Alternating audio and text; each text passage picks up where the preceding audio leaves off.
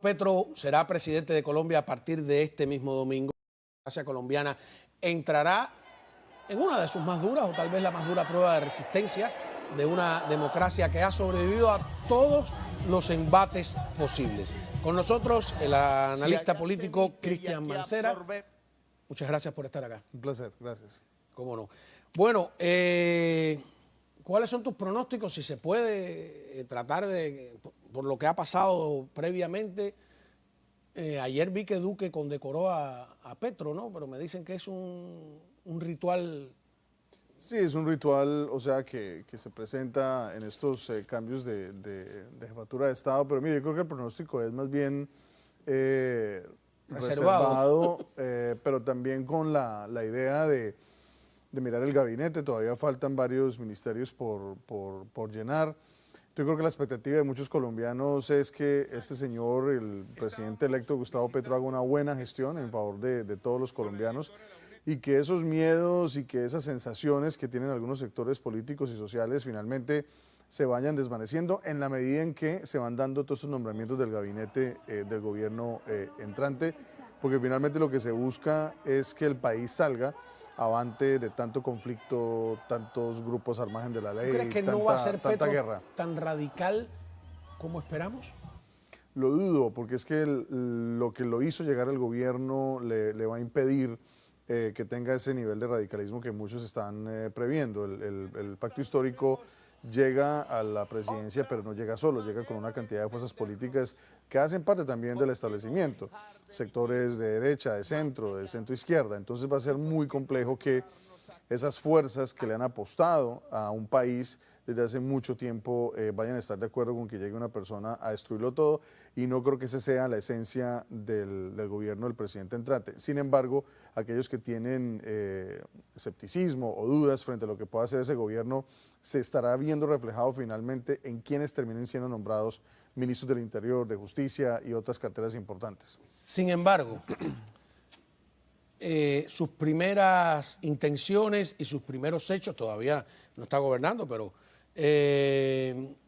no auguran necesariamente cosas muy buenas, porque la amenaza de detener la industria del gas y del petróleo, que es el 50% de las exportaciones de toda Colombia, sus intenciones de aumentar el gasto público de una manera, para todos estos planes que él tiene, no hay modo de hacerlo, restablecer inmediatamente las relaciones diplomáticas con Venezuela, etcétera, escoger a La Habana para el diálogo del Ejército de Liberación Nacional. Hay una larga lista, ¿no?, de cosas que pueden tener bandera roja. ¿No te preocupa nada de esto? No, porque finalmente, pues, o sea, pretender que un gobierno de corte de izquierda venga a gobernar con unas tendencias de derecha, pues sería ridículo. Pienso que en este caso está llegando un gobierno de una coalición de fuerzas políticas en el país. Frente a lo de Venezuela, pienso que va a beneficiar más a la gente que vive en las zonas fronterizas, que finalmente la gente que se ha visto más afectada, toda la zona de Colombia sobre todo, se ha visto afectada por esta falta de intercambio comercial.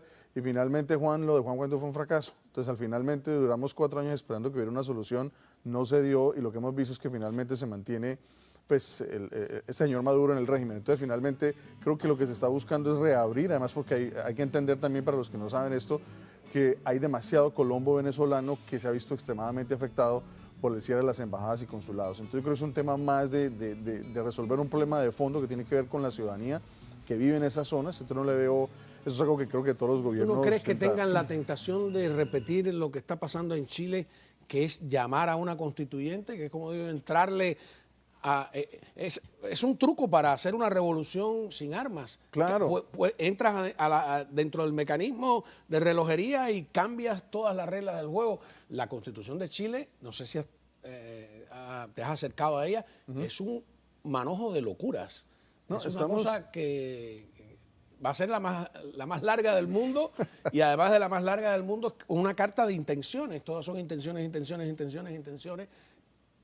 que no se sabe quién va a pagar. Pero no creo que eso vaya a pasar. Hay varios temas que hay que centralizar aquí, y es el tema de que ya tuvimos reelección, la reelección del presidente Uribe a través de unos actos legislativos que se reformaron la Constitución en esa época.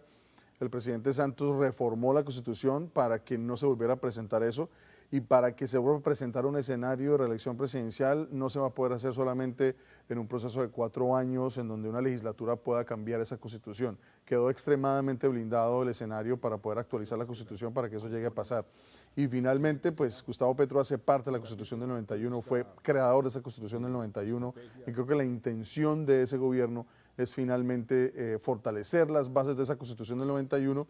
Y vamos a ver, o sea, Juan, yo creo que hay que darle tiempo al tiempo, ser el primero en criticar y censurar y hacer vedurías si se hacen las cosas mal, pero en este momento venimos de 20 años de un régimen, ahora vamos a entrar en otro, vamos a ver qué termina pasando y ojalá que ese cambio sea positivo y no adverso. Y frente al tema del petróleo, estoy de acuerdo contigo en eso, lo he criticado, pienso que no hay un sustitutivo en este momento para pasar del petróleo, del uso del gas natural como elementos energéticos, no hay una alternativa real en este momento, pero vamos a ver qué alternativa termina presentando el gobierno, y creo que en el camino se van a ir dando cuenta de que esa agenda progresista radical en algunos temas no va a ser tan fácil implementarla, porque finalmente el país no lo sostiene, porque no tenemos los recursos para poder sostener esa agenda. Su discurso de aceptación, yo diría que un % importante lo dedicó al tema ecológico, pero además de una manera bastante radical.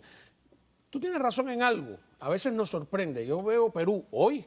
El presidente de Perú, el señor Castillo, tuvo que ir a declarar ante un tribunal por corrupción, y bastó una conversación con Vargas Llosa, digo yo, para que cambiara un tanto el rumbo. Y si vamos más atrás, Menem, que llegó a bordo de un peronismo populista, terminó gobernando, acusado de gobernar como un neoliberal. No sé si este es el caso, pero hay que darle pues espacio para saber qué va a suceder. Pero la otra pregunta que me intriga a mí es, el Fondo Monetario Internacional acaba de decir que Colombia, el Producto Interno de Colombia este año duplica el Producto Interno Bruto promedio de todas las naciones del mundo. ¿Por qué justo cuando los números indican que el crecimiento económico de Colombia iba viento en popa, a toda vela, ¿no?, como el poema de Espronceda, se produce este quiebre? ¿Qué pasa? No llega a las clases más populares, pero también leí que el avance, ¿no?, de estratos sociales, el movimiento de clases también es amplio. Entonces, ¿cómo explicamos que un éxito de esa naturaleza sea visto como un fracaso y quiebre la espada? Porque es que hubo algo que fue gravísimo en los últimos 4 años, y fue que el gobierno que está saliendo tuvo una pésima imagen en el tema de prensa, y hubo una desconexión total frente a lo que se hacía bien y frente a lo que no se hacía bien. Y en esa desconexión, quienes manejaban la prensa del presidente actual nunca se preocuparon por realmente hacerlo quedar bien, pero no quedar bien porque estuvieran maquillando las cifras, sino que habían cosas que así hacía bien, pero el manejo de prensa era desastroso y fue un desastre. De hecho, que finalmente él termine saliendo como uno de los peores presidentes de la historia del país, a pesar que el país viene en un ascenso de recuperación económica, pero finalmente esa clase popular colombiana en los últimos 20 años no se ha visto favorecida, porque los que vivimos en las ciudades finalmente no sentimos el horror ni de la guerra, ni de la exclusión, ni de una cantidad de factores que sí se ve.